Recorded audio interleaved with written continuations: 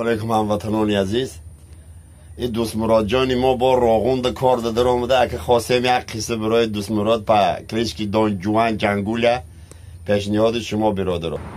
навор сохта шудагии бо дастгирии сайти 1xbet дар инҷа коэффициентҳои зиёд ва бонусҳои гуногуна меёбем ки силкаш дар комментария. ҳамчунин агар бо промокоди ёвонӣ шумо регистратсия кунед барои пардохти аввалинтон 6500 рубл бонус медиҳанд. алайкум ҳамватанони азиз. این دوست مراد جانی ما با راغوند کار داده آمده. اگه خواستیم یک قصه برای دوست مراد پا کلیچکی دان جوان جنگوله پیشنهاد شما برادران. خیلی همه ما و شما میدونیم که آدمای درگست راغون کار میکنن، 15 روز کار میکنن، 15 روز خانه دارن.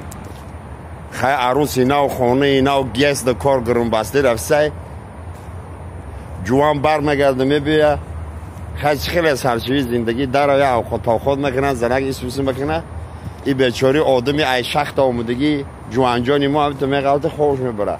خیلی عروس اینا و میخوش دلمت ای جوان بخی خیلی زندگی خیلی نمیشه. بخی گفته ای به ما ایسمن آمدگی تو نمیدونی ما ای راغون آمدگی کنو میگردانه خواه میره.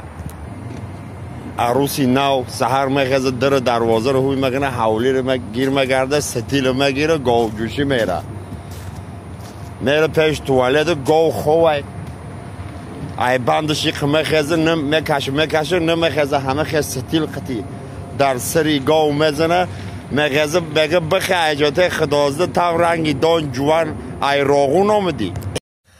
سلام علیکم، روز بخیر، سلامتی بردوام نصیب روزی شما.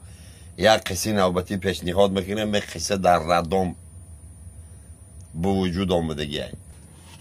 یک برادری ما سحر روز خطی کل داو خوندم دری ردام آنم خطر پرقصه ای درو ورد میره. برادر استاخی ایجم همه زندکوار ایجا تولد کده سن ایجا تولد خانه گفته من ممکنه همه گودک ما یه بار بینم خیلی همه یه بار بینم.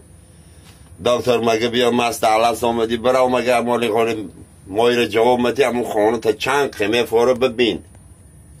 مرده که بیچاره گرید میدره آقا مخانه دویره دیده نمیتونم. برای چی دیده نمیتونی ویره؟ شوی ایزه نگفته با مرا نمیمانو گوده که بینم. سربلند باشی.